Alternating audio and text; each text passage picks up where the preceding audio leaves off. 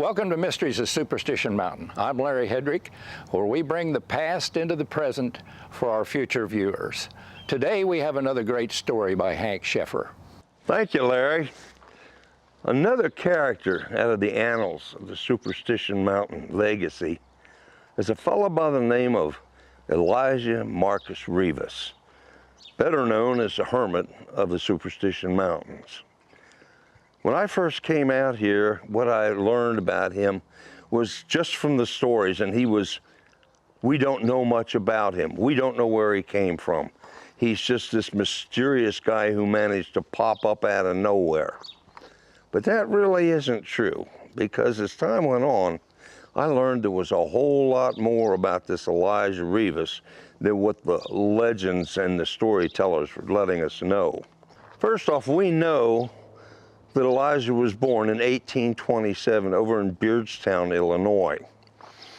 He went to school like most boys do, and he finally came out of college in 1849, and he was teaching school. He did that for a little while, but he really got bored with it. And then all of a sudden, he got bit by the same sweet scent of greed, I guess you must say, because there was gold in California. So he left Illinois and he went over to the San Gabriel River. That's where he landed. And he was looking for gold over there. And he did that for a while. And he hunted and searched. And it turned out that he finally got bored with that because he didn't do very well with it. And he went back to teaching school for a while. Well, come 1860, he got bored completely. And he left there, and he went over into Arizona. And he was over here hunting and carrying on in the Bradshaw Mountains, looking for gold there. But that didn't really work out again. And so he left there, and he went back to his haunts by 1866 over in California. Now, in California, he met this gal, Maria Y. Sexton, and he decided to get married. And lo and behold, they did that by 1868. And they had one child by the name of Luis Maria. And they didn't really get along very well because the marriage just started, well, it just went bad. He wanted to move back to Arizona, and he wanted to take his family there, but Maria didn't want to do that. She wanted to stay with her parents. So in September of 1869, he just up and leaves, and he heads back to Arizona. And he's back into areas of Prescott. He's running around there. He's running around all over the place. And finally, by 1870, he's down around Fort McDowell. Now, it's interesting that people say that we don't know much about Reavis, when in fact, his name was pretty well known. He had an uncle. His uncle Logan was a fellow who was from Nebraska at this point, and he had decided that what should happen was that the federal government should move the capital from Washington, D.C. down to St. Louis, Missouri. Well, that didn't work out, fortunately. But Reavis also had another uncle by the name of Elisha. And Elisha was a Supreme Court justice who was located down in the McDowell region. Well, now, also we find that Elisha hooks up with his uncle, who's the judge, and he becomes a United States Deputy Marshal. This is probably where he got to understand and know the territory, as we know, the Superstition Mountains, because he handled all of that territory. Well, now we roll around over into 1874. And Elisha Reavis has finally decided he's not going to play any of that stuff. He's not going to be a marshal. He's not going to be a school teacher. He's going to move off on his own up into the Superstition Mountain. And where he went, where this is really going to help you, is what they now call Reavis Valley. Well, now Reavis Valley is about 12 miles back in off of Route 88, and it's a beautiful area back in there. It's one of the few places where there is annual water. It's there perpetually. There's a creek that runs down through that property, and that's where he landed. 4 years later, while he's already set this place up to be a garden spot, literally. He's raising vegetables, he's raising apple trees, he has an apple orchard. But in 1878, I guess to add to his income, if you will, he was also breaking horses and mules and training them for the United States Army. I don't know how long that lasted, but he did it for a little while. But now, meanwhile, back up on the ranch, I love that. Meanwhile, back at the ranch. Gotta love it. At any rate, he's back at the ranch. There's a letter that he wrote to his Uncle Logan, and it's interesting that he says this particular year he had lost all of his crops, and that was going to cost him that season $5,000. That's a lot of money. We're in the 1870s here. At any rate, we know that he's taking this produce and he's selling it to the communities that are around the area. Well, now the story that everybody remembers, and bear in mind, we're after the Ranchero Wars with the Apache and the Yavapais. We're actually after that era.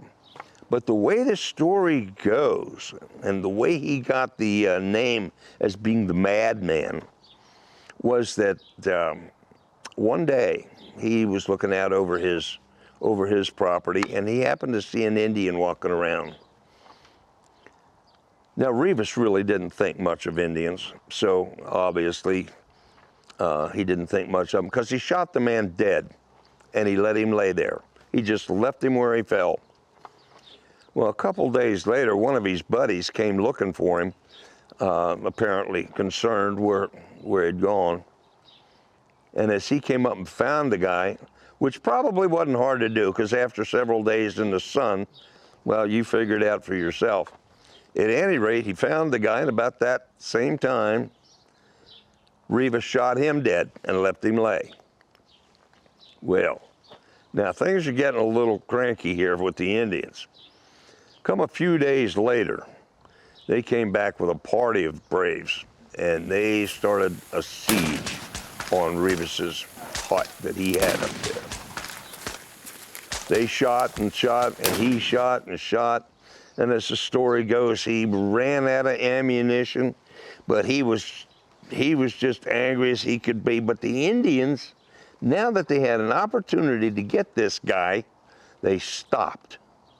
And the reason they stopped was because, according to the old Indian tradition, they would not fight after dark, and it was now late evening. Well, the Indians all sat down, they built themselves a fire, and they were sitting around just contemplating on the morning sun coming in and how they were going to destroy this old goofy farmer. Well, Reavis, right after dark, the fires are going, and the Indians are sitting there, and they're all in this laid-back mood. They're just waiting for the sunrise. And here comes Reavis, just stark naked as a jaybird, with a butcher knife in each hand, just yelling and screaming and carrying on. And he come running over there, jumped in the middle of that fire, and just started kicking coals in the face of these Indian braves.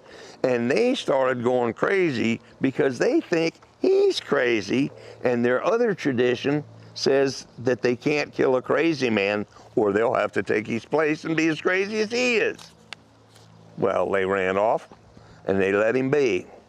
And the way the story goes was they never bothered him again. Well, that's all fine and good. Now he's the madman as well as the hermit.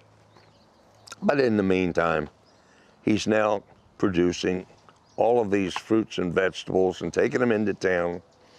There are people, say, who saw him one of the few times he actually went into Phoenix. Normally he just went to the ranchers and some of the other communities like Florence. He went into Globe occasionally. but he was in Phoenix, and they said that this guy was something to behold. He had a scraggly old beard that was just disgustingly filthy. Had hair looked like it had never had a haircut. And he had this propensity for when he'd wear out a pair of pants, he didn't get rid of them, he just put another pair of pants on top of that. So I guess you could pretty much know he was coming before he got there. But at any rate, he always rode this favorite burro of his, and he carried, as the legend says, a 45-70 Winchester. Well, the problem with that is that it wasn't an 1874 45-70. It was an 1873 38-40 Winchester rifle. Be that as it may. But anyway, they would see him coming into town, and essentially, they said that you could always spot him because he would have 8 to 15 burros. Well, he had another funny eccentricity because he would occasionally sit and drink with people, but he would not go into a building where a woman was already there. He wouldn't have any parts of that. Don't know if it had to do with Mary Y. Can't imagine what the Y was. Mary Y. Sexton, his wife, or what the deal was, but he would not do that. At any rate, he would get his money, get his supplies, and he would head back up to the mountain. Well, as time went on, there were some folks that would go up and visit him periodically because he was getting old. By 1896, Reavis was approaching 70, for you who haven't done the math already. He was approaching 70, he was getting pretty feeble, and apparently had a heart condition. One of the fellows that was visiting periodically was James Delabo. And he had stopped in, and Reavis was getting ready to make yet another trip into one of the towns. We don't know where he was headed, but we know he was headed down toward Rogers Canyon, Rogers Trough area. But at any rate, he said to Reavis, he said, you know, you're getting pretty feeble here. Maybe you ought to just back off of this a little bit, or go to town and see a doctor, take care of yourself. Well, Reavis wasn't having any parts of it. And James left, Delabo left, because he had other business to take care of at the time around the mountain. And so he did that, and then he wound up back at the JF Ranch. At any rate, when he got to the ranch, this was sometime later, come to find out Reavis hadn't been by the ranch yet. And so he questioned if anybody'd seen him, and they said no, he hadn't passed that way, which was something that he always did. So Delabo decided to backtrack the trail and see if he could find what was going on here. Well, he did. He found Reavis's body about 3 miles from his ranch, and he'd been dead for a little while, for the amount of time that, at least the amount of times that Delabo had been taking care of his business. The burros were still tied up, and they were in pretty bad shape, but they were still alive. But they were there, and Reavis was dead. So at that point, he just gathered up all the bones, and they put it by the side of the road and put a rock up on top of it and marked the place. I don't know what happened to the burros. There was no documentation on the burros. But at any rate, hikers were not leaving the original burial site alone. And so what happened was the grave site was changed, and it was moved over, ironically, onto an Indian ruin area. I'm sure he didn't have any say in that. But at any rate, that's the way that worked. Reavis in 1896, we assume it was in the middle of April when he died. He was gone from the Superstition Mountain. How he died, or if it was the Indians or the mountain or whatever it was, we don't know. Not for sure.